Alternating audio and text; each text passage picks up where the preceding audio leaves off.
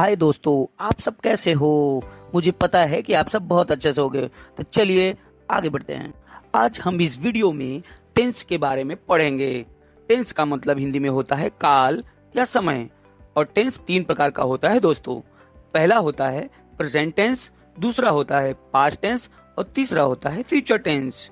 तो आपको तो पता ही चल गया होगा अब प्रेजेंट टेंस क्या होता है, पास्ट टेंस क्या होता है, फ्यूचर टेंस क्या होता है। आइए हिंदी में इसकी जानकारी लेते हैं।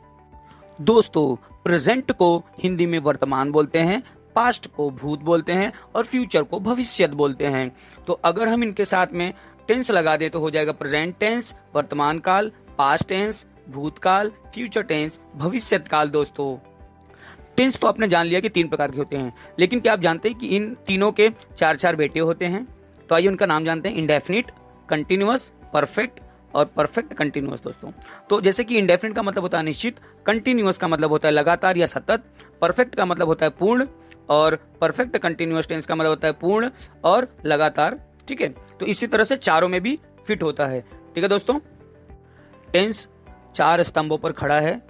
पहला स्तंभ सब्जेक्ट, दूसरा स्तंभ हेल्पिंग वर्ब, तीसरा स्तंभ वर्ब, चौथा स्तंभ है आपका ऑब्जेक्ट।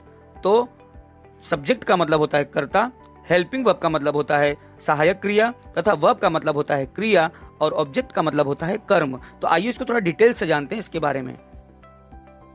पहले दोस्तों कर्ता के बारे में जानते हैं। कर्ता का मतलब होता है सब्जेक्ट, और सब्जेक्ट को आप पर्सन की तरह ले सकते हैं। आपने तो पढ़ा ही होगा first person, second person, third person. तो मैं आपको बता दूं फर्स्ट पर्सन में कौन आता है। फर्स्ट पर्सन में हम लोग आते हैं, जैसे कि आप हो गए, मैं हो गया और दूसरा कोई जो बोलने वाला व्यक्ति होता है वो फर्स्ट पर्सन में कभी भी आता है। ठीक है, जैसे आई और वी हम जहां तक समझ सकते हैं, आई मतलब मैं होता है, वी मतलब हम होता है। उसी तरह से सेकंड पर्सन जब हम बोलते हैं दोस्तों तो कोई ना कोई उसे सुनता है। जैसे कि तुम, अगर मैं बोल रहा हूं तो आप सुन रहे हो, तो आप तुम हो गए और आप सेकंड पर्सन हो गए। और थर्ड पर्सन दोस्तों वो होता है जैसे कि फर्स्ट बोलने वाला, सेकंड सुनने वाला, और जो दोनों जिसके बारे में बात कर रहे हैं, जिसके बारे में भी, उसे थर्ड पर्सन बोला जाता है। सपोज दैट मैं आपसे बात कर रहा हूं किसी तीसरे के बारे में। ठीक है, अरे आपको पता है रोहिणी ना कल बाजार गई थी, तो देखा मैंने आपको बताया किसके बारे में, तीसरे के बारे में, तो वो हो गया थर्ड पर्सन। तो आप तो समझ गए होंगे। तो आइए इसको सिंपल वे में देख लेते हैं।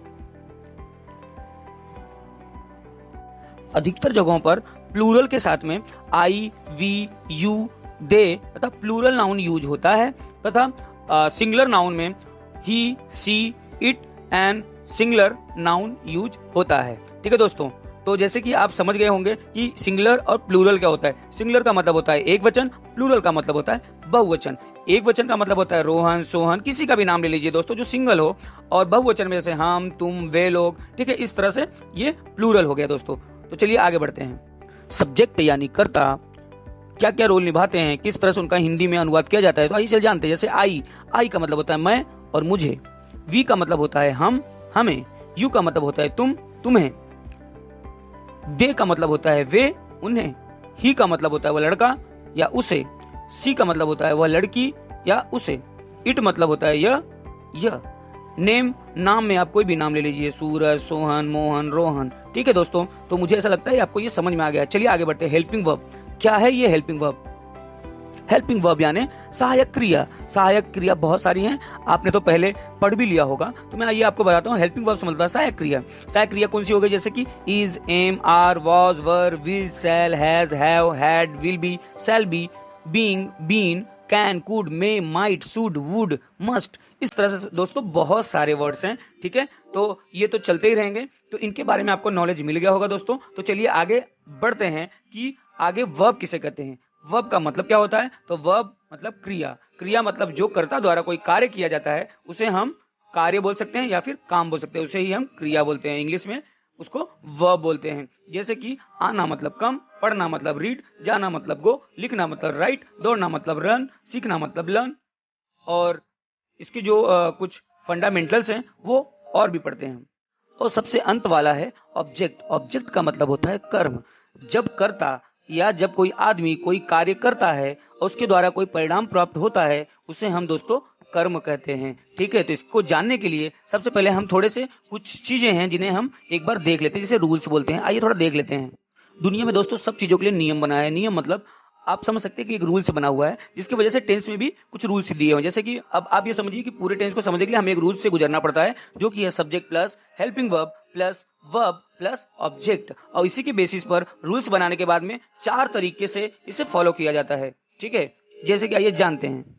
तो आइए वो 4 चीजें समझ लेते हैं। जैसे कि पहला है अफर्मेटिव, सिंपल, पॉजिटिव, सेंटेंस। ये सब का मतलब दोस्तों एक ही होता है, उसका मतलब होता है सकारात्मक। और दूसरा है नेगेटिव, नेगेटिव का मतलब होता है नकारात्मक।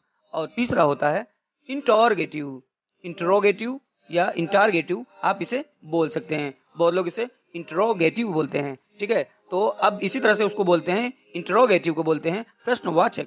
और चौथा है interrogative plus negative, interrogative plus negative. तो ये हो गया प्रश्नवाचक प्लस नकारात्मक। तो इसी के बेस पर सारी चीजें आगे हम करेंगे। जैसे कि आप एक उदाहरण ले लेते हैं, आपको तो पता ही होगा कि शुड का मतलब क्या होता है। एक हेल्पिंग वर्ब है शुड, शुड का मतलब होता है चाहिए। अब इसको समझ लेते हैं। जैसे कि मुझे खाना खाना चाहिए, तो दोस्तों आपको पता होगा इसमें मुझे क्या है, मुझे है सब्जेक्ट, खाना है इसमें ऑब्जेक्ट, और खाना जैसे मुझे कुछ खाना है तो खाना वर्ब हो गया तथा चाहिए हेल्पिंग वर्ब हो गया दोस्तों। ठीक है, तो इसे थोड़ा हम बनाते हैं। जैसे कि आप समझ सकते हैं, पहले मुझे का हो जाएगा आई, उसके बाद में दूसरा होगा हेल्पिंग वर्ब, तो हेल्पिंग वर्ब हिंदी में लास्ट में है, तो इसे पहले लाएंगे, हो गया सूड। उसके बाद में दोस्तों आ गया आपका वर्ब, वर्ब मतलब ईट, ईट के बाद आपका आएगा ऑब्जेक्ट, ऑब्जेक्ट क्या है, ऑब्जेक्ट मतलब खाना, खाना मतलब चीज, कोई भी चीज उसको ऑब्जेक्ट, ऑब्जेक्ट को सबसे लास्ट में लिखते हैं। तो देखा आपने, पहला खाली जो सब्जेक्ट होता है उसे पहले लिखते हैं, बाकी सारे के सारे वर्ड्स पीछे से आगे आते हैं, धीरे धीरे आगे भी समझेंगे हम। ओके दोस्तों, आपको सकारात्मक तो समझ में आ गया होगा। चलिए अब ना थोड़ा नकारात्मक की तरफ, मतलब नेगेटिव के मतलब तरफ चलते हैं। तो आइए इसको देखते हैं। जैसे कि मुझे खाना खाना चाहिए, ये हो चुका था। अब मुझे खाना नहीं खाना चाहिए, तो यहाँ पर इसका हो जाएगा दोस्तों, जैसे कि मैंने बताया, मुझे, मुझे का हो जाएगा आई, उसके बाद में पीछे सारी चीजें ले लीजिए, चाहिए शुड, उसके बाद नॉट, उसके बाद ईट, प्लस उसके बाद में फूड। ये कंप्लीट हो गया दोस्तों। सबका एक फॉर्मूला होता है जो आपको आगे टेंस में दिया जाएगा। तो आइए दूसरा भी जान लेते हैं। इंटर दोस्तों तीसरा है इंटरोगेटिव। तो इंटरोगेटिव में प्रश्नवाचक, प्रश्नवाचक में हम सबसे पहले जो शुड है उसे आगे लेकर के आएंगे। कोई भी जो हेल्पिंग वर्ब होता है उसे सबसे पहले आगे लाते हैं, इसका भी सूत्र होता है दोस्तों। तो हम इसको देख लेते हैं।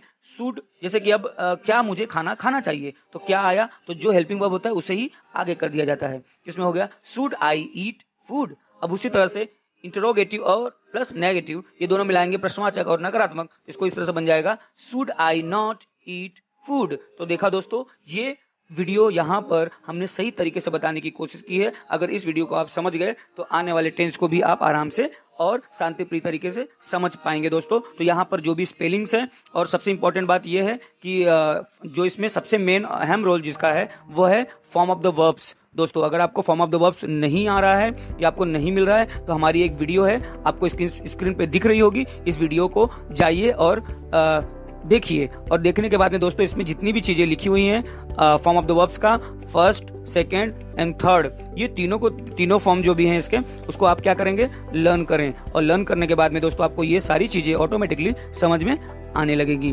तो दोस्तों मैं अब भी आपसे विदा लेता हूँ और बाय बाय, मिलते हैं नेक्स्ट वीडियो में।